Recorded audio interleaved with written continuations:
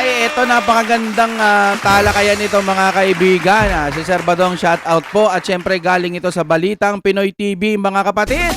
Magre-reaction video na naman tayo at magbibigay ng opinion sa mga balitang hatid ng ating Balitang Pinoy TV. Nasa description niyan, i-subscribe niyan mga kaibigan. Ito ang title, Shocking to Just Now, Breaking News, lagot na Erwin Tulfo, delikado. Garcia, bumuelta. Oh, lagot. Patungkol po dyan ang ating panonorin. Simulan na natin.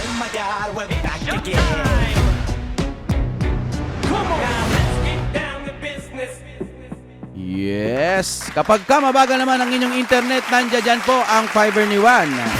Napakamura na at ang bilis-bilis pa ng internet nila. Tawagin nyo na. Baka available na po sa inyong lugar ang Fiber ni Juan. I-play natin ano bang meron. Ngayon po, pumalag na po itong attorney Virgil Garcia o Virgil Garcia. Pinailan niya daw po ng disqualification case itong si Erwin Tulfo. Ayun. Parang alam ko to kasi ganito nangyari. Pinail niya kasi nga hindi naman siya Pilipino. Itong si Erwin Tulfo. Pero nagulat tayo, kita nyo naman. Nakapasok. Ay, paano yan? Paano yan? Anong gagawin ngayon ng Comelec dito? Narito ang Balitang Pinoy TV. Alright. Another episode ng ating vlogs. Pag-uusapan natin ngayon, ito po, no? Ang dami pong dapat ipaliwanag nito ni Comelec Chairman. Ako, sa tingin ko, meron pong questionable po yung napakalaking bilang ng tinatawag nating overvotes, no? Yun nga, no? Grabe, million yun. Ilang million ba yun? At akala ko po, walang epekto to. Mamaya, tatalakayin natin yan. Pag-usapan din po natin, ito po, tinulugan po, o inupuan daw ni Garcia, itong sinampang kaso kay Erwin Tulfo. Pinapa-disqualify po si Erwin Tulfo ng isang abogado na nagngangalang, ano na ba itong pangalan nito? Kaso, nakapasa na no? Naboto na O, paano ngayon yan? Di ba sabi nga, hindi daw to Pilipino. Nagtatagalog. Pilipino siya, pero yung kanyang papel nasa ibang bansa. Tapos yun yung tinakbuhan niya, napunta siya rito sa Pilipinas. So ano ba talaga ang kanyang birth certificate, di ba? Garcia rin, no? Nagngangalang, nakalimutan ko yung kinakailangan malaman natin yung pangalan mismo. Na isang Garcia rin, Attorney Virgil Garcia. May kumakalat po ito na video ngayon na pinalagan niya, no? Na ito pong ginawa ni Comelec Chairman Garcia tungkol po dito sa isinampan niyang disqualification case laban kay Erwin Tulfo na hindi po pinansin. Okay, yan po mapag-uusapan natin. Pero bago yan, kung bago ka pa lang dito sa ating channel, mag-subscribe ka na. Yes. Dahil ito lang ang tayong channel na may kinukilingan, may pinapanigan. Una sa balita, hugis sa informasyon. Kaya ano pang hinihintay nyo? Pindot na, okay. Alright. Pag-usapan natin, no? Alam po ninyo, unahin muna natin tong DQ, no? May mga nagtatanong po sa inyo, no? Hindi ko po masagot dahil hindi po ako sigurado na kung meron po bang nagsampa ng kaso. Ngayon po, pumalag na po tong attorney Virgil Garcia o Virgil Garcia. Pinailan niya daw po ng disqualification case itong si Erwin Tulfo, pero hindi nila ginalaw. Tinulugan. Yan po yung termino ni Virgil Garcia, Attorney Virgil Garcia. Sa kaso po, Virgil Garcia, sa kaso po na sinampa nila against dito kay Erwin Tulfo. Ano po ang basehan niya, no?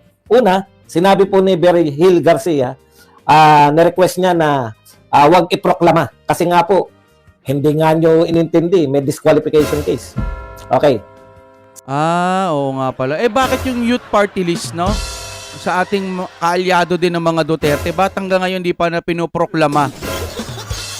Ako nahuhulaan ko lang. Ba't kaya hindi pinoproklama? Sa akin lang hula. Kumbaga, ito'y hindi totoo at ito'y opinion lang natin. Siguro nga may gagawin silang mga desisyon dyan po sa House of Representatives. Siguro lang, no? Kung ito'y papabor po kay PBBM, makaka-apekto yon yung desisyon na yon. Kaya siguro hindi mo na pinoproklama itong mga party list youth ba yon? Di ba? Yun lang ang para sa akin. Kasi mukhang matindiho ang anong tawag dito? Magiging epekto kapag pasok po yung youth party list Yung House of Representatives, baka yung magiging mga desisyon nila na papabor po sa Pangulo, tumagilid. Yun lamang po, ano ko lang naman yan, opinion. Kaya magpasa hanggang ngayon ata, suspended din ata yun, no? Ewan ko ba kung anong mga pinagagagawa ng mga to na parang, bakit sinususpendin nyo yun? Ang linis-linis no? Sabi ni Comelec Chairman, hindi na raw po pinuklama raw dahil wala na raw panahon ang Comelec sa umakto dito po sa petisyon. Yung petition na yan, yung nagpetisyon na parang Garcia din ang pangalan, naghain, disqualified, kaso nga lang, ang problema, gahol na raw sa oras. Oh.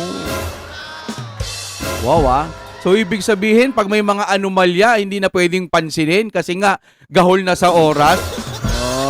Ay, ganun pala yun, no? Halimbawa, babawan ho natin. O may magnanakaw, itong magnanakaw na to, kailangan pong ganyanan. O, tawag dito, ganyanan. O, kininanamot nga, paliwanag daytan. Ihain, kaso. O, hindi. Ayaw mo lang yung magnanakaw mo na yan. Basta dyan muna yan, ha? Gahol na tayo sa oras. Ganun ba yun?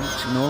Kailangan huliin na, kundi makakapagtago na wala. Gahol daw sila sa oras. May mga dahilan din po kasi si Garcia na ganito. Halimbawa, bumoto ka daw. Pag boto mo, alam mo naman kung sino mga binoto mo. Halimbawa, si Bongo. Halimbawa lang, binoto mo si Bongo. Ngayon, nung lumabas daw yung resibo, tinignan ng ganon, lumabas si Bam Aquino. Halimbawa, bakit ganon? Ba't ibang lumalabas? Ang sagot daw po, napanood ko rin yun Sabi ng ganon, syempre daw, minsan makakalimutan mo kung sino yung binoto mo. In few minutes ba yun? Putik niyan! Yan, mga dahilan na yan. Ikaw ba, makakalimutan mo na si Bongo ang binoto mo? Tapos lumabas Bam Aquino. Kaso paliwanag, sabi, baka nakalimutan nyo kung sinong binoto nyo. Di sasabihin mo na lang, si Bam Aquino pala ang binoto ko. Oo nga, si Bam Aquino. Hindi pala si Bongo talaga. Pwede ba yun? Yun lang. Napapaisip lang ako ang tindi ng mga paliwanag to ni Auntie Claire. Hindi pala si Auntie Claire. Hindi pala si Auntie Claire. Siguro. Baka nga nakalimutan nyo yung binoto nyo, no? Comment po kayo. Kayo ba? Pwede ba yun? Makakalimutan nyo kung sinong binoto nyo? Ako lang nagtataka. Kaya kalma. Binoto nyo si Bongo pero ang lumabas si Bam Aquino. Isipin nyo, baka nakalimutan nyo si Bam Aquino talagang binoto nyo. Uluan ako doon. No? Siguro ganun talaga. Ay, nako po, Pilipinas. Tuloy tayo. Kakaiba. Alam po ninyo, no? Hindi po pwedeng ikatwira na wala kayong sapat na panahon para isalang pa yung petisyon na yan. Di po ba? Hindi po pwede. Kung ang tao po ay hindi qualified na tumakbo, kahit po sabihin ninyo na nanalo na yan, pwede pong ma-disqualified yan dahil sa, in the first place, hindi siya karapat-dapat na tumakbo, hindi siya qualified na tumakbo. Ano yung palusutan lang? Ibig sabihin, once na nakalusot, wala na Okay, tuloy tayo. kayong magagawa. Parang kalokohan naman yata yung chairman. Parang si Tory lang. Parang katwiran lang ni Tory yan, na naubusan na sila ng oras, naghihintay ng eroplano. Bakit, chairman? May naghihintay bang eroplano sa'yo? Ikaw ang magpapasya. Anong ibig mo sabihin wala na kayong oras para pag-usapan yung petisyon? Ito po ang sabi, paano ka nawala ng panahon hindi mo naman pinansin ang aking petisyon? Ayun. Baka nga hindi man lang niya na-notice, no? Hindi man lang niya, napansin ko yan, pero ganito Nung huli na sinabi, pagkakaintindi ko. Hindi pala sa nawalan ka ng oras, talagang hindi mo pinansin. Sabi po, ito po abogado to, hindi mo rin... Bakit ganun? Ang dami kong naririnig na issue dito yan kay Sir, no? Tapos meron pa yung technician or IT. Tapos may vice mayor na tinatakbo niya. Tapos idinimanda niya. Nagpapakita lang naman yun ng mga pwedeng possible na may magkakaroon ng dayaan. Alam mo yun, tapos sinuspindi rin ata yun No? Parang ganon. Marami ako naririnig na issue dito. Ayoko lang i-content kasi parang ewan ko, mag-uusap na lang kaya sila ni Auntie Claire, no? Magkakaintindihan Abogado sila. ka, abogado rin to. Pareho kayong Garcia. Hindi mo mapaglalalangan tong tao na to dahil alam niya rin yung batas.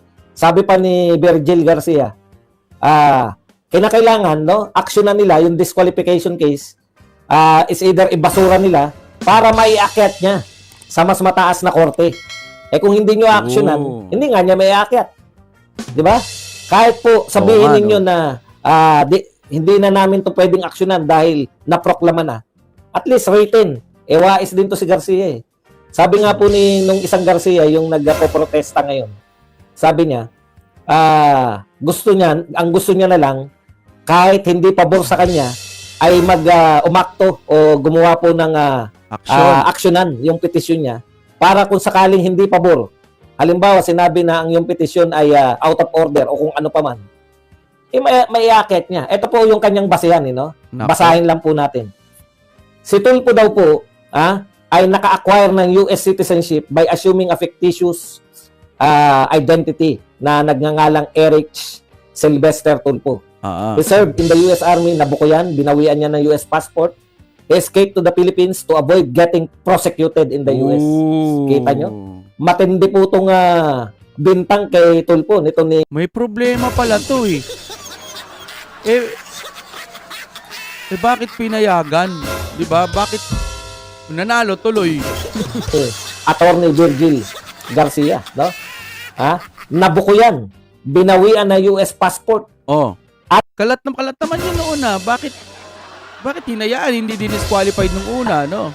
Tumakas papunta ng Pilipinas to avoid being prosecuted in the US. Pagdating dito sa Pilipinas, ginawang DSWD secretary. Kaya nga, sabi niya pa, dagdag niya pa, yan nga yung dahilan kung bakit hindi siya tinayagan ng Commission on Appointments na binubuo po ng mga senador at congressman na mag-assume ng pagiging secretary ng DSWD. Yun din yung basehan ng kanyang petisyon. Nagtataka nga raw siya, bakit hindi naging... Ako rin po nagtataka. Hindi lang ikaw, Attorney Virgil. Ako rin po nagtataka, bakit nangyari na hindi ka nag-qualify sa DSWD dahil sa usapin ng citizenship. Tapos, makakatakbo ka pa? Grabe naman palang nangyari dito, no? So, paano yan? Ganun-ganun na lang. Nanalo na. Namadali na. Hindi na pwede. Kumbaga, parang si Tatay Digong din sa dahig, hindi na pwedeng pabalikin daw. No? Samantalang nun, pag meron tayong mga na kakasuhan ng mga OFW, 'di ba? Pinipilit natin, ginagawa natin ng paraan para lang makabalik dito, no? Ang Tatay Digong nasa ICC na daw. Parang wala na silang no? Napanood ko yun eh. Tapos ito, wala na kasi nanalo na. Ganon-ganon na lang yun.